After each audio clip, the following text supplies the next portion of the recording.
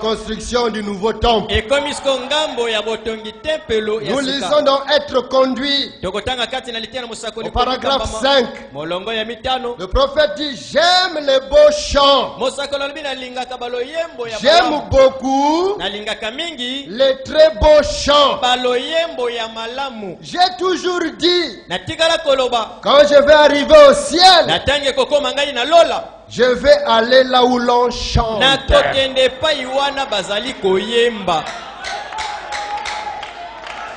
Ça c'est le frère Branham.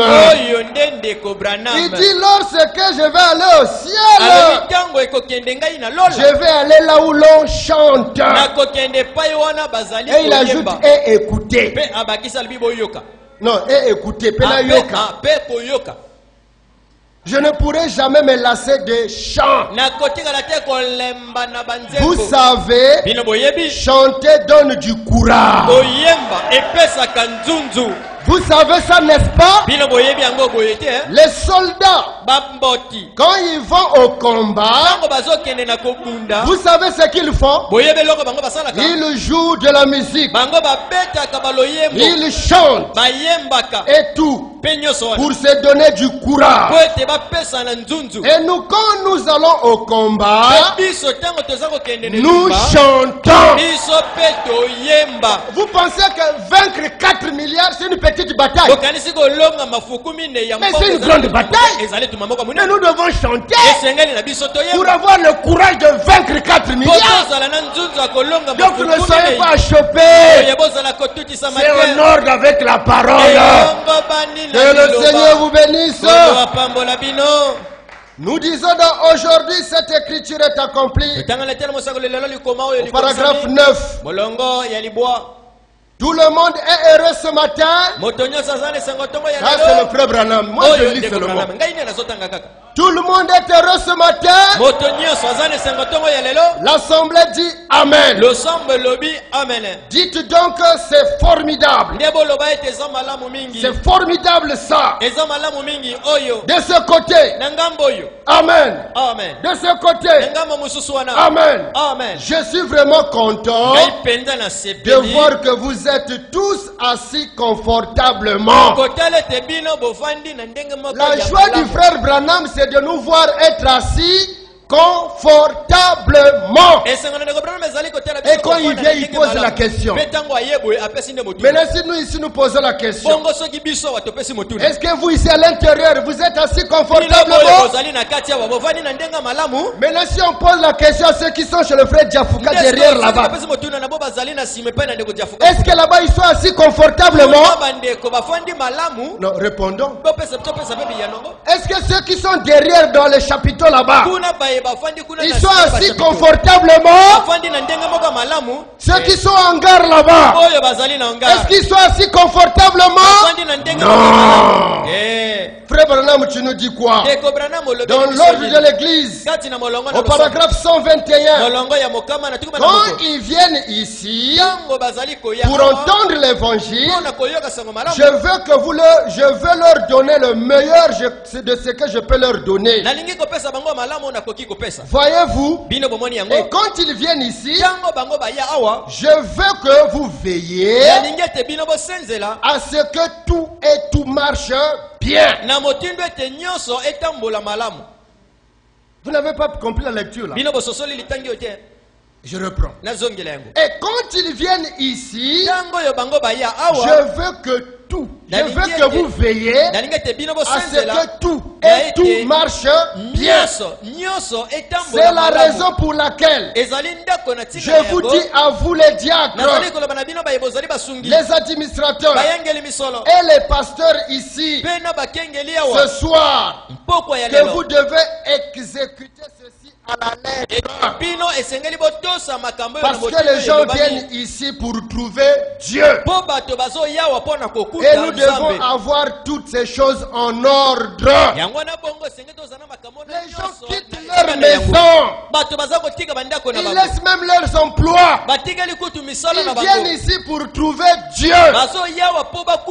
William Branham en tant que pasteur, Massamba Grégoire en tant que pasteur, il se consacre, il prie, il cherche la face du Seigneur pour donner aux gens qui viennent le meilleur. Il leur donne l'évangile de paix, l'évangile du salut. Maintenant il dit que ici dans la salle, tout doit être en ordre. Et il donne un ordre aux administrateurs, aux diacres, aux pasteurs, de veiller à ce que tout soit en ordre. Amen. Amen. Mais pourquoi, frère Branham, tout doit être en ordre? Dans la démonologie au paragraphe 53, vers le milieu,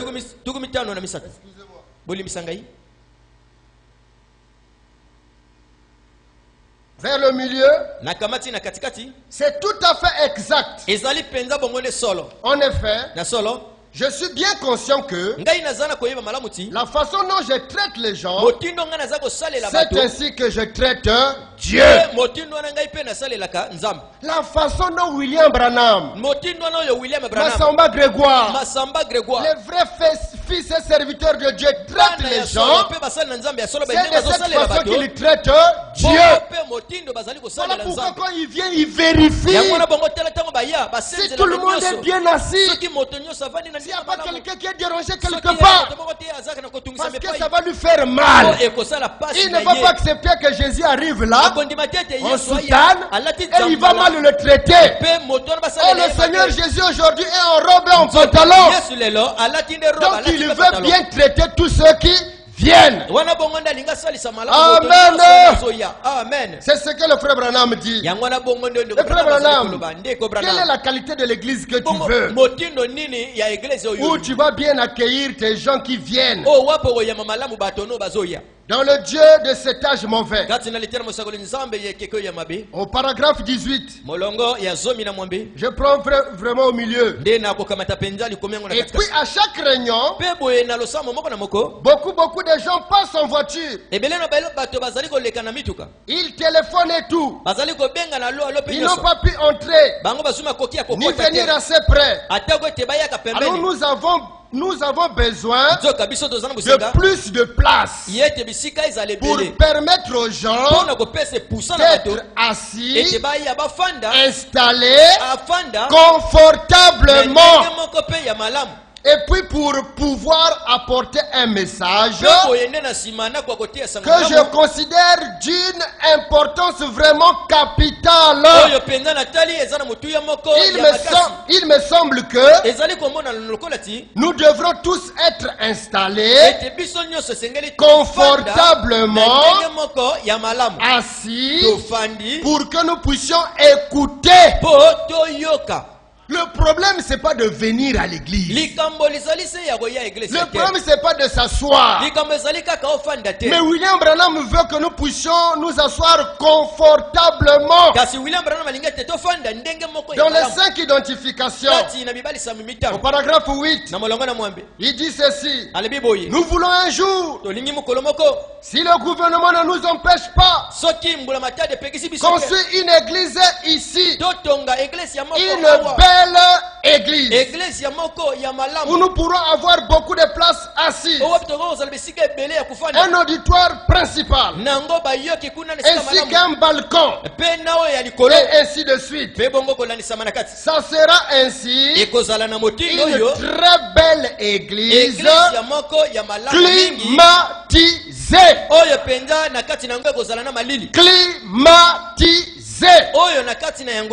Très belle église climatisée. Ainsi les gens pourront s'asseoir confortablement.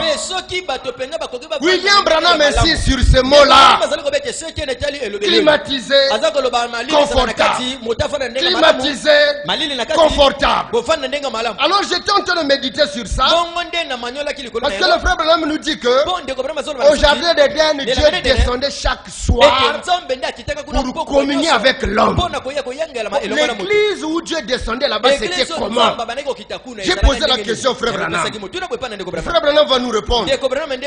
Donc pourquoi le Saint-Esprit a été-il donné? Au paragraphe 29. Et au 29. Et par son sang, il a sanctifié une église dans laquelle il puisse vivre lui-même et avec qui il puisse fraterniser et être en communion. Ce lieu de communion qui était perdu depuis le jardin d'Éden, où Dieu descendait chaque soir à l'heure de la réunion. Avez-vous remarqué? Dieu descendait dans la fraîcheur du jour, au coucher du soleil. Non, là vous n'avez pas compris. Attendez.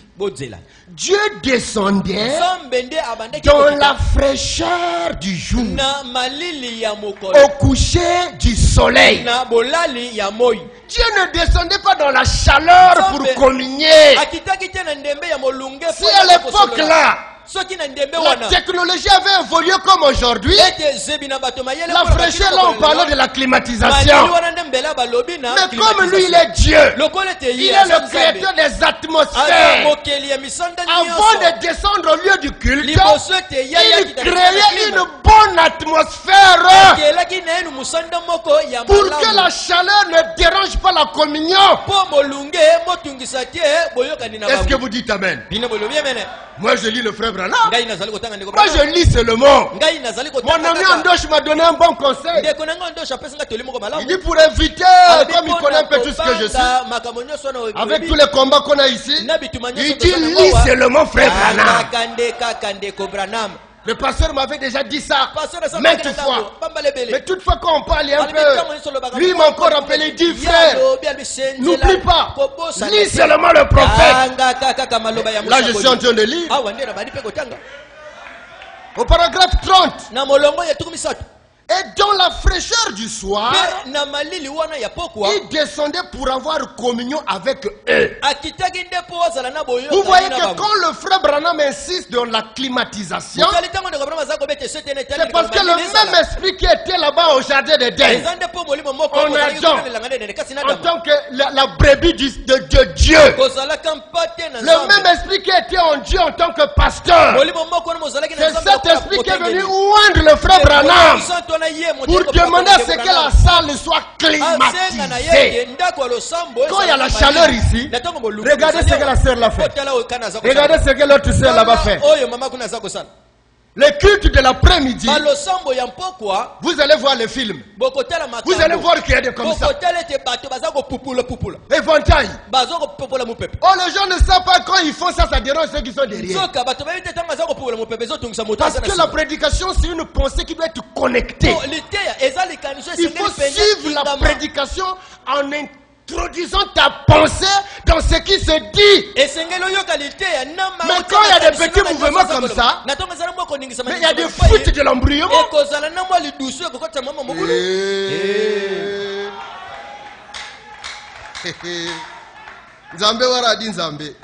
Le Dieu là, c'est un Dieu. Il y a des fuites de distraction. Et le diable aime la distraction pour que tu ne puisses pas recevoir ce que Dieu donne. Or ça, Dieu ne veut pas ça. Dieu veut que ici ça soit bien fermé correctement dans la climatisation. Ailleurs il dit on va mettre la moquette. C'est même pas les carreaux. Il dit moquette. Sonorisation correcte. Alors là le jour là Dieu sera content. Mais pour l'instant, Dieu n'est pas trop content. Parce que le prophète dit, quand l'église est dans la joie, le pasteur est dans la joie, Dieu aussi est dans la joie. Déjà, nous-mêmes, l'église, on n'est pas contents comme ça. Les vrais fils de Dieu ne sont pas contents tels que nous sommes là. Mais le pasteur n'est pas content. Quand il tourne là, il va là. Mettez le ventilo ici. Il faut surélever un peu la toiture là. Il faut...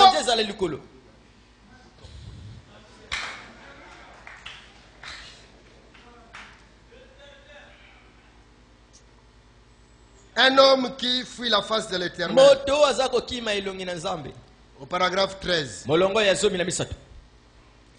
Le prophète dit ceci. Parce que les gens se demandent, bon, la salle dont tu parles climatisée, comment on va faire pour avoir l'argent? Comment on va faire? Non, nous on n'a pas de réponse. C'est William Branham qui a la réponse. Il dit c'est un geste religieux. J'ai souvent essayé de ne même pas faire passer le plateau à offrande. Mais ça ne marche pas. Voyez-vous? C'est que donner, ça fait partie de notre religion. C'est un geste religieux. C'est une partie de notre devoir. Peu importe si c'est juste une pièce de 10 cents ou quoi que ce soit, ou une pièce d'un cent, c'est... Donc les paniers vont passer là. Donner, ça fait partie de notre religion. Notre religion, c'est le christianisme. Le christianisme est basé sur l'amour. Et dans l'amour, il y a aussi le donner. Pour que les conditions soient améliorées et que nos frères et nos sœurs qui viennent puissent être dans les bonnes conditions. Amen. Parce que dans Luc ici, il est dit, Luc 6 au verset 38, donnez et il vous sera donné. On versera dans votre sein une bonne mesure. On versera dans votre sein une bonne mesure. Dans 2 Corinthiens 9, au verset 7, que chacun donne comme il a résolu en son cœur, sans tristesse ni contrainte. Car Dieu aime celui qui donne avec joie. Donc pendant que les paniers sont en train de passer là, Dieu est en train de voir les cœurs qui vont donner avec joie. Dans 1 Samuel 2, au verset 7, L'Éternel appauvrit et il enrichit. Il abaisse et il élève. Dans Proverbe 11, au verset 24, tel qui donne libéralement devient plus riche. Tel qui donne libéralement devient plus riche. Et tel qui épargne à l'excès ne fait que s'appauvrir. Celui qui donne avec joie à Dieu, il devient plus riche. Mais si tu fais tes petits calculs, tu gardes, tu ne veux pas donner à Dieu, tu ne fais que t'appauvrir. Ça, c'est les saintes écritures qui ont dit ça. Nous lisons dans Genèse 13, au verset 2. Abraham était très riche en troupeaux, en argent et en or. Abraham était très riche en troupeaux, en argent et en or. Amen. Amen. Au Genèse 24, Abraham était vieux, avancé en âge, et l'Éternel avait béni Abraham en toutes choses. Frère Branham, c'est seulement Abraham qui doit être béni. Nous, on ne va pas nous bénir.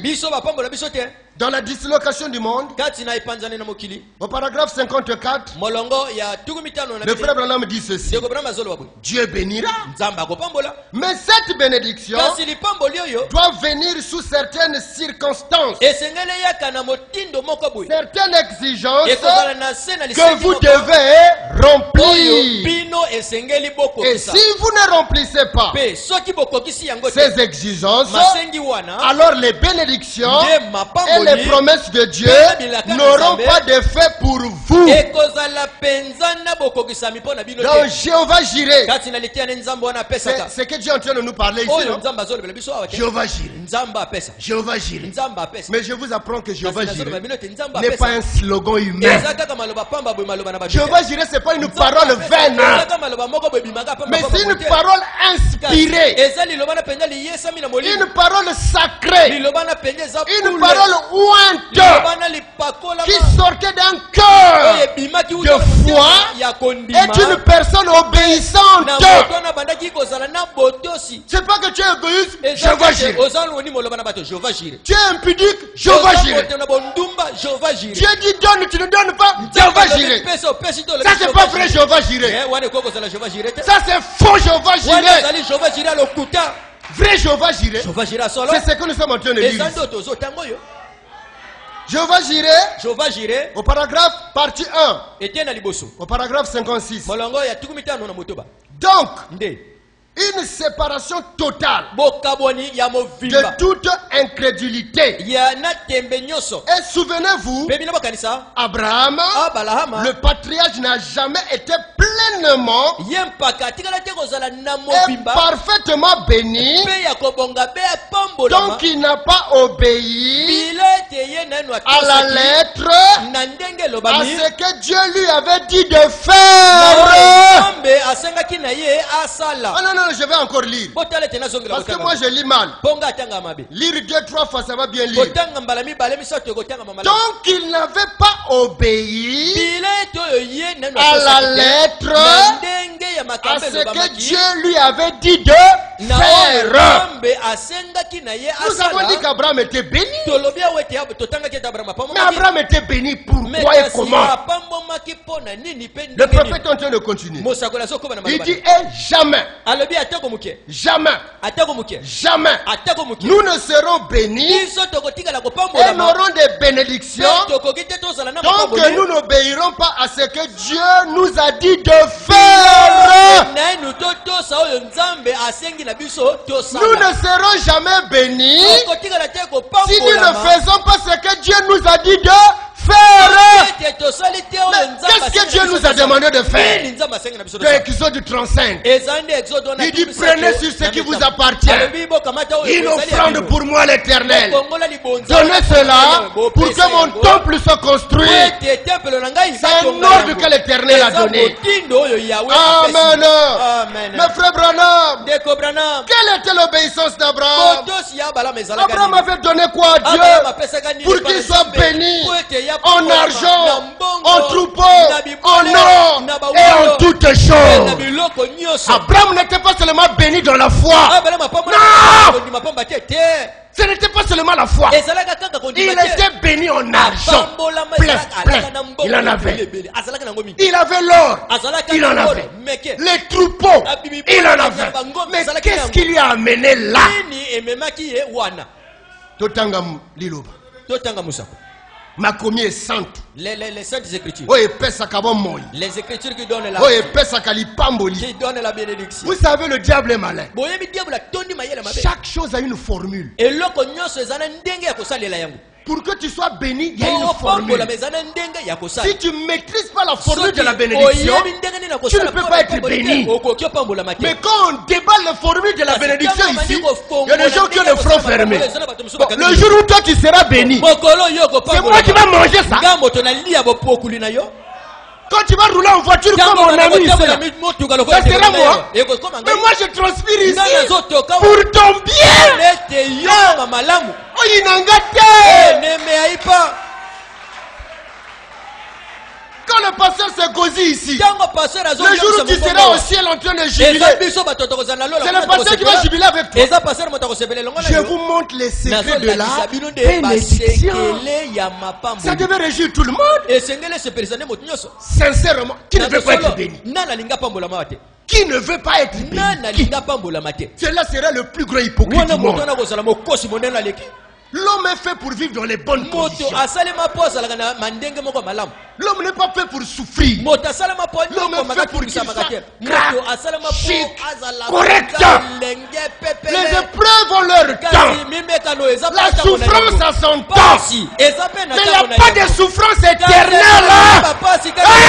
Il n'y en a pas. Comment? Lisons. Genèse 22.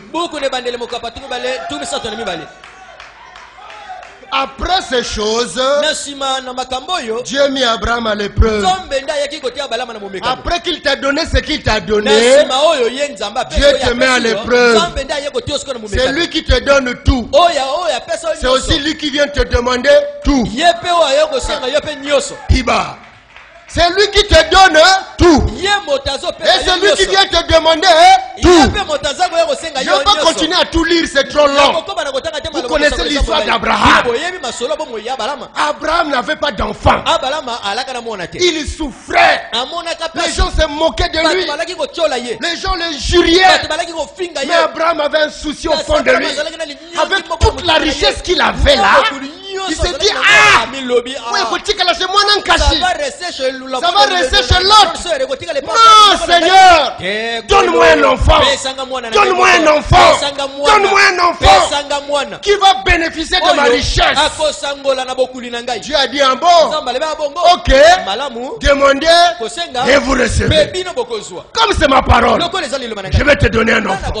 Tu as donné l'enfant à Abraham à un âge avancé. Et pendant que Abraham jubilait de son enfant, Dieu a dit, bon, je vais voir un peu entre l'argent que je lui ai donné et l'obéissance à ma parole.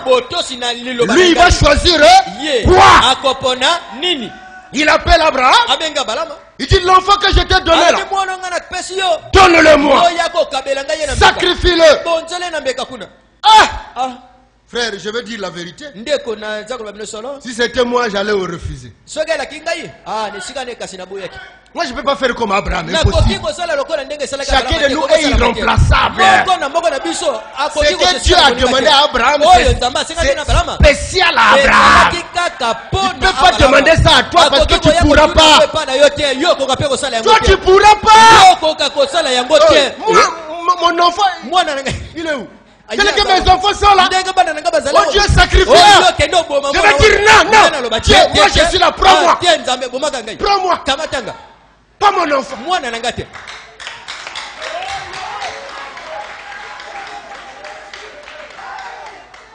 Je vais prendre le verset 12. L'ange dit, n'avance pas ta main sur l'enfant. Ne lui fais rien. Car je sais maintenant que tu crains Dieu. Donner à Dieu, c'est pour ceux qui craignent Dieu. Et que tu ne m'as pas refusé ton fils, ton unique. Alléluia. Alléluia. Alors là où je vais, j'irai sortir ce verset 14. Abraham donna à ce lieu le nom de Jéhovah Jireh. L'ange l'appela une seconde fois Abraham des cieux et dit, je le jure par moi-même, parole de l'Éternel, parce que tu as fait cela et que tu ne m'as pas refusé ton fils, ton unique, je te bénirai. Donc, l'obéissance d'Abraham a comme troublé Dieu. Dieu a regardé. Vraiment, il a fait ça. Dieu tourne là. Mais je vais jurer par qui? C'est moi qui suis au-dessus de tout. Je jure par moi-même. Et il dit parole de l'Éternel. Ça veut dire une parole infaillible. Il dit je te bénirai. Alléluia. Je vais le lire là. Parce que tu as fait cela et que tu ne m'as pas refusé ton fils, ton unique, je te bénirai. Je multiplierai ta postérité comme les étoiles du ciel et comme le sable qui est sur le bord de la mer. Et ta postérité possédera toutes les portes de ses ennemis. Toutes les nations de la terre seront bénies par ta postérité, parce que tu as obéi à ma voix. Voilà le secret de la bénédiction. Donnez pour la gloire de l'Éternel. Si Dieu a béni Abraham parce qu'il avait donné, et si toi tu donnes comme Abraham avait donné, avec un cœur sincère, dans la joie, c'est pas Abraham qui avait mis Dieu à l'épreuve. Non. Mais c'est Dieu qui avait mis Abraham à l'épreuve. Il ne faut pas dire, bon, je vais donner ça pour voir ce que ça va donner. Non. Donner avec joie, sincérité, foi, par amour, dans l'obéissance totale. Alors comme Abraham avait vécu le Jéhovah Jireh, toi aussi tu vivras le Jéhovah Jireh. Que Dieu vous bénisse.